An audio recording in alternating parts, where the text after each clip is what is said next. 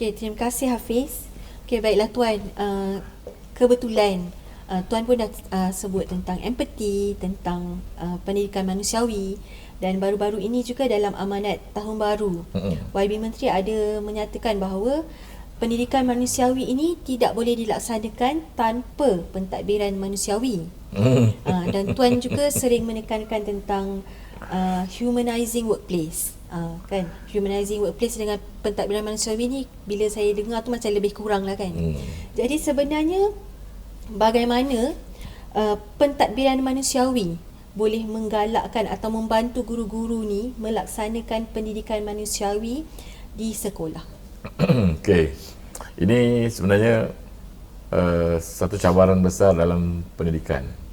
Betul, dalam pendidikan kita ada peraturan. Peraturannya begini ya. Dulu disebut sebagai general order. Peraturan-peraturan tertentu. Saya setuju tentang peraturan. Tapi dalam pendidikan, hubungan-hubungan kita dalam sebuah organisasi, apatah lagi organisasi sebesar, kadang-kadang sesekali kena blur your organization. Peraturan betul, tapi blur your organization ni, kalau baca tulisan Ram Charan ni, blur your organization dalam humanizing workplace, dia kata ada ketika kita macam kena tutup sikit demi organisasi, menggunakan budi bicara. Tapi betul, saya setuju, gunakan budi bicara sepenuhnya, itu akan menjerat kita. Tak semua perkara boleh gunakan budi bicara.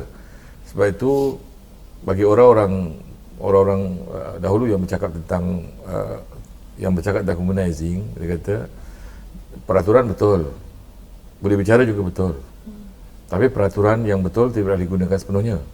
Ada ketika boleh bicara perlu digunakan. Boleh bicara pun betul, tapi boleh bicara tak boleh digunakan sepenuhnya. Ada ketika peraturan perlu digunakan. Jadi ringkasnya, boleh bicara dan peraturan harus digunakan secara pertimbangan dengan baik. Di situlah datang wisdom atau kebijaksanaan. Itu penulisan orang-orang hebat terdahulu yang menulis tentang wisdom, tentang bagaimana kepimpinan di semua peringkat, tak kira lah PPD ke sekolah ke, harus ada wisdom, harus ada kebijaksanaan. Beban tugas guru antaranya, yang disebut tentang perkara yang menjadi polemik, tentang beban tugas guru sejak sekian lama. Saya setuju tentang kita perlu meringankan beban tugas guru, tetapi dia mesti ada garis-garisnya. Yang ini sampai tahap ini, sampai tahap ini. Saya setuju kita kena berikan tugas hakiki untuk guru, tapi kena ada garis-garis juga.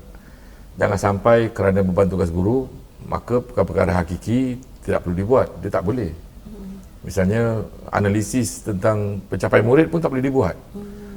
Ini beban, ini kena dilihat sebagai beban. Jadi tugas kami mengajar aja. Analisis tak boleh dibuat. So kalau analisis tak boleh dibuat, kita takkan nampak di mana masalahnya. Siapa yang ada masalah? Masalahnya tentang apa? Tentang siapa, tentang di mana, kita takkan dapat jawab. So kalau kita tak tahu tentang apa, tentang siapa, tentang di mana, intervensi yang kita nak buat, macam mana nak berfokus, macam mana nak narrow cluster intervention, tentu kita tak berjaya. Kita hanya berjaya kalau kita faham tentang masalah. So analisis nak dibuat. So analisis ini, kalau walaupun dia ambil masa yang lama, dia tak boleh diangkat sebagai beban tugas guru. So di situlah kefahamannya. Tapi bagi perkara-perkara yang memang boleh dielakkan untuk dapatkan, misalnya sekarang dah ada pembantu guru untuk melihat tentang membina analisis tertentu. Misalnya tentang kehadiran sekolah, lihat dekat mana trend kehadiran, hari apa yang banyak tak datang, kemudian siapa yang selalu tak datang, hari apa, siapa, kelas mana yang selalu tak datang.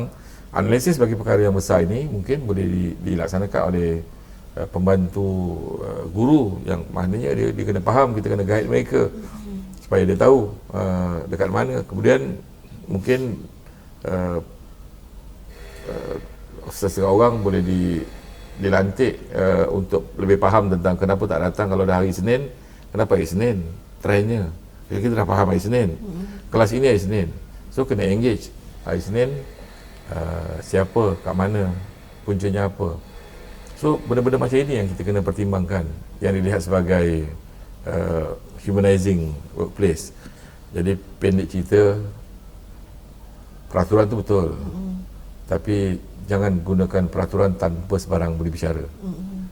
Budi bicara itu betul. Tapi jangan menggunakan budi bicara tanpa ambil kira peraturan. Kedua-duanya harus digunakan secara saksama. Di situlah manusiawinya lah ya. Tapi macam biasalah, guru ni macam-macam tuntutan dia kan.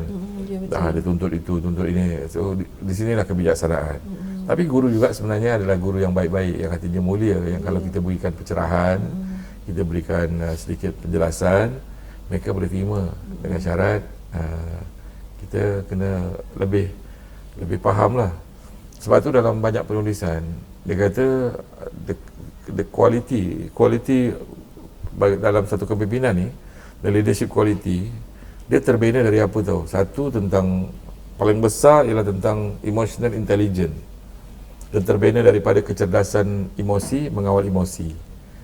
So pengetua, guru besar, BD, siapa pun yang digerak sebagai educational leaders, dia kena kawal emosi, tak mudah sentap, tak mudah marah, walaupun kadang-kadang pegawai seliaan kita suaranya naik, itu dipanggil emotional intelligence.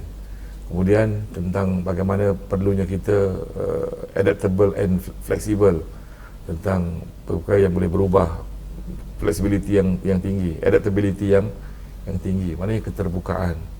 Kita mungkin tak duduk kat kasut orang, tapi kalau kita duduk kat kasut orang, baru kita faham.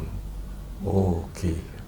Oh, saya faham. Tapi bila tak duduk kat kasut orang, tapi dalam masa yang sama janganlah ada siapa ambil kesempatan pula. Kan? Itu pun tak jadi juga. Sebab matlamat pendidikan kita ialah murid. Walaupun betul kebajikan dalam yang disebut pasal humanizing workplace itu betul, tapi dia terlari pada matlamat murid. Kan? So kalau dia menjejaskan kebajikan murid, misalnya cikgu semua nak pergi luar negeri dan PDPC akan terjejas, apa jadi dengan murid?